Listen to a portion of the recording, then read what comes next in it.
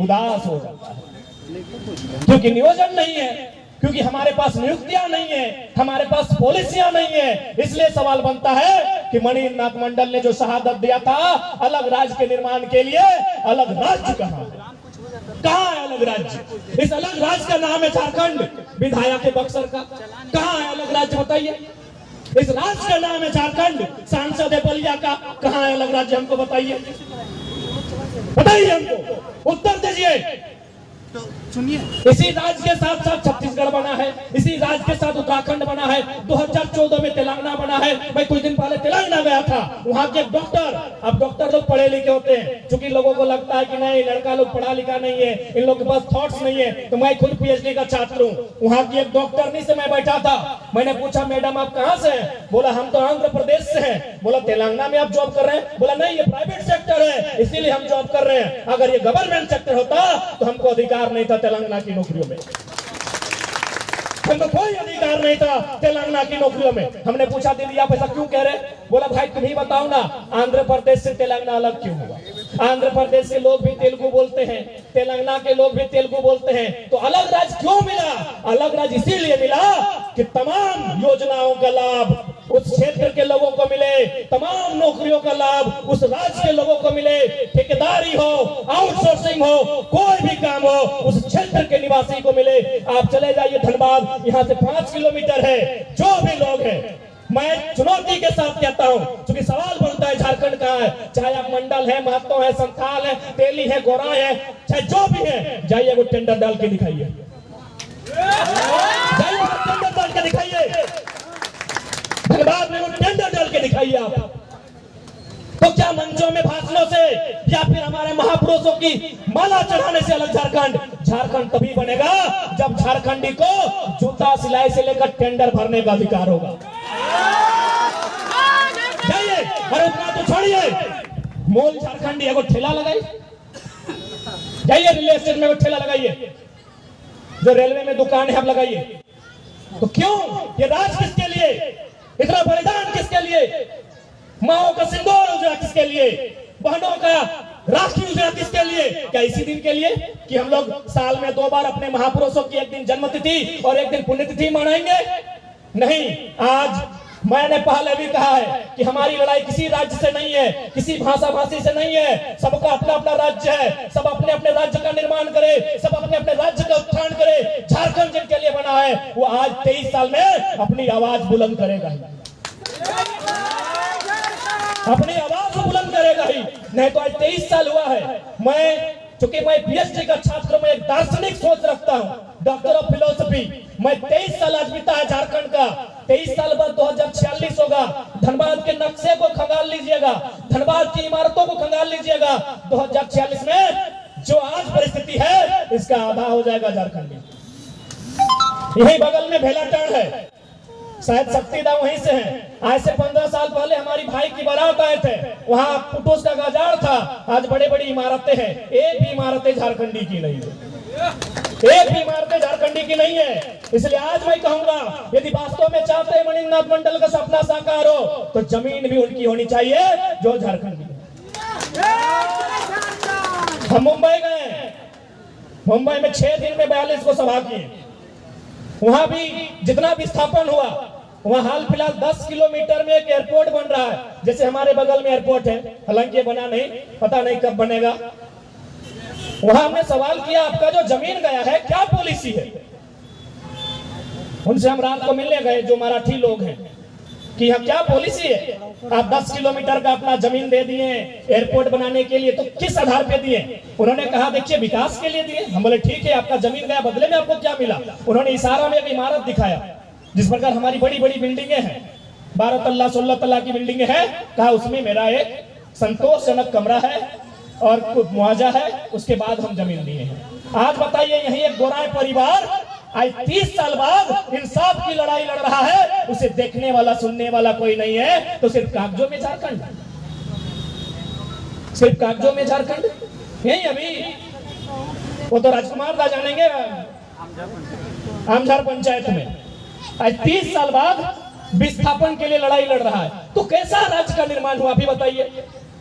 वहीं महाराष्ट्र में जिसका भी जमीन लिया गया हिसाब से उसको बिल्डिंग बना के दिया है, हिसाब से इसको पैकेज दिया गया है। जब झारखंड आते हैं तो लोग अपना बाप के मरने के बाद भी लड़ाई लड़ रहा है, ये बहुत बड़ा दुर्भाग्य का विषय है। और यदि आप चाहते हैं कि शहीद मणिनाथ मंडल का सपना साकार हो, यदि आप चाहते हैं जिस मकसद के साथ झारखंड राज्य बना है, तो 2024 में आप में राजनीतिक चेतना का उदय होना होगा, तभी इस राज्य में बदलाव हो सकता है, तभी मणिनाथ मंडल के सपनों को साकार किया जा सकता है।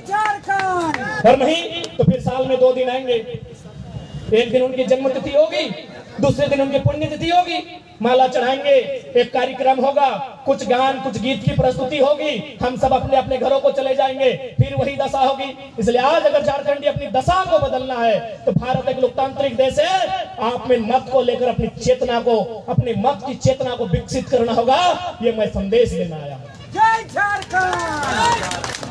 आज हम लोग भी जब अपने महापुरुषों को पढ़ते हैं, चाहे वो विनोद बाबू रहे, कॉमरेड ए.के. राय रहे, मणिनाथ मंडल रहे, रसिक हासदार रहे, शहीद शक्तिनाथ महतो रहे, तो हम लोग भी चिंतन करते हैं कि उन्होंने किस प्रकार त्याग करते हुए, किस प्रकार अन्याय जुल्म का सामना करते हुए इस राज्य का गठन किया था। लेकिन आज उनका सपना कोसों दूर चला गया है। इसलिए आज की युवा पीढ़ी से मेरा संदेश होगा, मेरा विनम्र प्रार्थना होगा, हमारी लड़ाई किसी व्यक्ति से नहीं है, हमारी लड़ाई किसी गैर राज्य से भी नहीं है, हमारी लड़ाई किसी गैर भाषा भाषी से भी नहीं है। हमारी लड़ाई इस बात की है कि जब कागज के टुकड़ों में राज मिला है तो धरातल में देने में क्या दिक्कत है।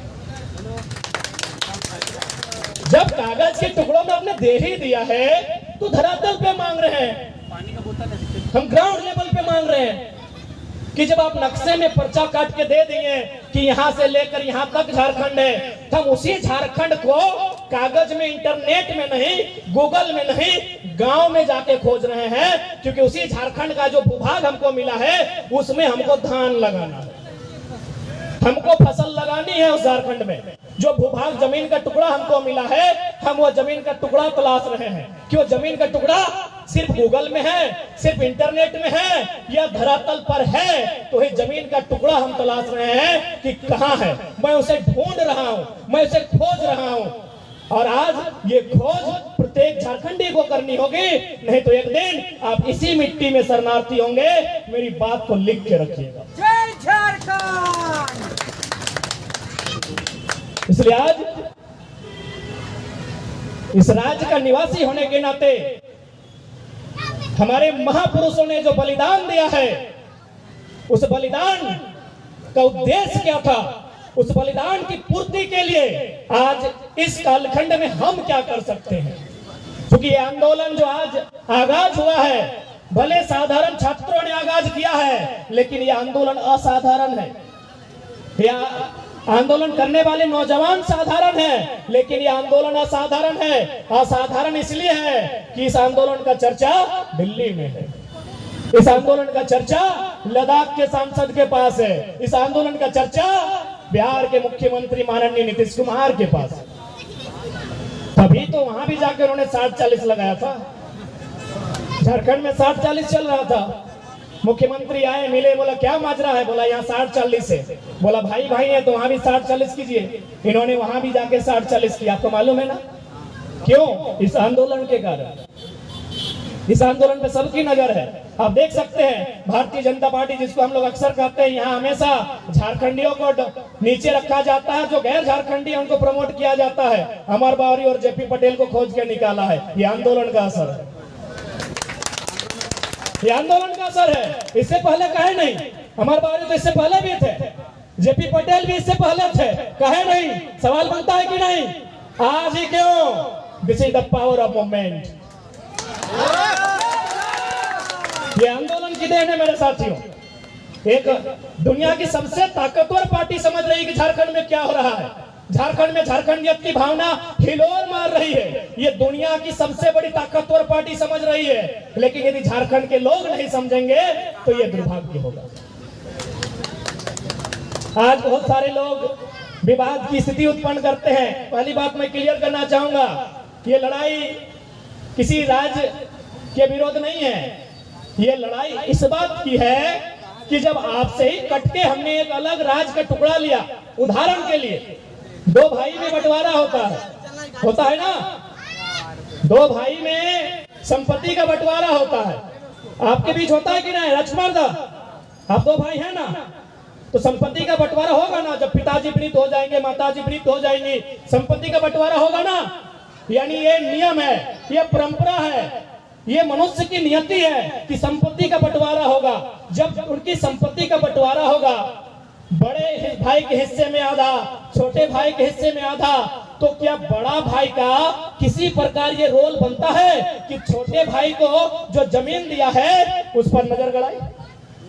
कभी नहीं। किसी भी प्रकार से क्या उसकी जोरू और जमीन पे नजर गड़ाने का किसी भी प्रकार से बड़ा भाई को राइट बनता है? जब नहीं बनता है तो चाहे बिहार रहे, यूपी रहे, बंगाल, हम एक लाइन में कहेंगे आपसे ही हमने राज लिया है। अब हमें ब्यूरोक्रेट से लेकर पत्रकारिता से लेकर कार्यपालिका से लेकर विधायिका से लेकर ठेकेदारी में भी हमारा स्थान चाहिए। क्या गलत कहा हमने बताइए? क्या गलत इसमें कहा? मैंने भड़काऊ बात है, बताइए कौन सा भड़काऊ बात लगा मीडिया वालों, बताइए। तो आज जो ये लड़का ये बात जो पब्लिक मेन स्ट्रीम मीडिया के सामने रख रहा है, तो कौन सा बात मेरा अतार्किक है? जब 1960 में बॉम्बे नाम का स्टेट दो भागों में बट गया, गुजरात और महाराष्ट्र के नाम से, वहां गुजरात के लोगों ने कभी महाराष्ट्र में दखल नहीं दिया, महाराष्ट्र के लोगों ने गुजरात में दखल नहीं दिया, तो बिहार, यूपी, बंगाल का कोई अधिकार नहीं बनता है झारखंड के जीवन में दखल देगा। आप हमें अच्छा कहे, बुरा कहे, जो कहना है कहिए, हम जो सच्चाई है कहेंगे। बाकी बिहार हमारा बड़ा भाई है, हम कभी बंगाल प्रेसिडेंसी में थे, बंगाल हमारा बड़ा भाई है, उड़ीसा हमारा बड़ा भाई है, और हमने उन्हीं भाइयों से अपना बंटवारा लिया है। कितना लिया है? 79,000 वर्ग किलोमीटर लिया है। 79,000 वर्ग किलोमीटर लिया है, तो हम तो टुकड़ा लिए हैं अपना। अब यहाँ जो भी विधि व्यवस्था होगी, यहाँ जो भी नीति नियम होंगे, ये हमारा होगा। और आज इसके लिए आपको अपनी चेतना को मजबूत करना होगा, नहीं तो आज इसी प्रकार हमारे लोगों की शहादतें जाएंगी, इसी प्रकार हमारे लोगों के रक्त से धनबाद की धरती लाल होगी, और कोयला की कमाई से माला माल वे लोग होंगे। आज अगर इस कोयलांचल की धरती में हत्या, अपराध जैसी भी समस्याएं आई है, तो याद रखिए वो झारखंडी मानुस नहीं होगा, वो गैर झारखंडी होगा। क्योंकि झारखंडी मानुस बात धान लगाता था, यहाँ इसका नाम धानबाद था। जानकारी है कि नहीं आपको? यहाँ रहने वाले चाहे मंडल समाज रहे, गोराई समाज रहे, कुर्मी समाज रहे, संथाल समाज रहे, तेली समाज ये भी रहे, यहाँ धान लगता था, उसका नाम था बायद। हमारे यहाँ 3-4 प्रकार का धान होता है, भैयार धान, बायद धान, कनारी धान, हीर के धान। यहाँ बायद धान लगता था, यानी हम लोग खेती बाड़ी करते थे। झारखंड का कोई भी जो यहाँ रहता था धनबाद में, खेती बाड़ी करते थे, हल चलाते थे, फसल लगाते थे। हत्याओं का ये जो दौर चला है, ये कोयला की लूट के कारण, कोयला की काली कमाई के कारण। अब बताइए कोयला की काली कमाई में कई गो झारखंडी अरबपति हुआ है? बताइए, गिनाइए हमको। यदि कोयला की काली कमाई में हमारा योगदान नहीं है, तो जिनका योगदान है उन्होंने इस क्षेत्र में हत्या जैसी समस्याओं को, हत्या जैसी जघन्य समस्याओं को लेकर आने का काम किया है। और मणिन्द्रनाथ मंडल की हत्या भी, उनकी शहादत भी उसी कड़ी से हमें जोड़ना होगा। उनकी जो हत्या हुई है, उनकी जो शहादत हुई है, हमें उसी कड़ी से जोड़ना होगा। इस बात को आपको नहीं भूलना होगा। आज 17 अक्टूबर सन 1994 में जिस समय एक अलग दौर चल रहा था झारखंड निर्माण के लिए, शहीद मणिन्द्रनाथ मंडल की जो हत्या हुई, हमें उसी कड़ी से जोड़ना होगा कि जो लोग बाप धान लगाते थे, उस मिट्टी में इन्होंने कोयला की काली कमाई के कारण, उस मिट्टी में इन्होंने दबंगई के कारण, उस मिट्टी में अतिक्रमण के कारण लहूलुहान करने का काम किया है। अभी आज की जनमानस, आज की झारखंड की आवाम पे निर्भर करता है कि हमें आने वाले 23 सालों के झारखंड का फैसला किस प्रकार करना है। आज हमें हमारी आने वाली भावी पीढ़ी को इस बात को तय करना होगा कि जब 23 साल पुनः वापस आएगा, आज जैसे 2023 हुआ है, उस 23 सालों में झारखंड का परिदृश्य क्या होगा। इसलिए आज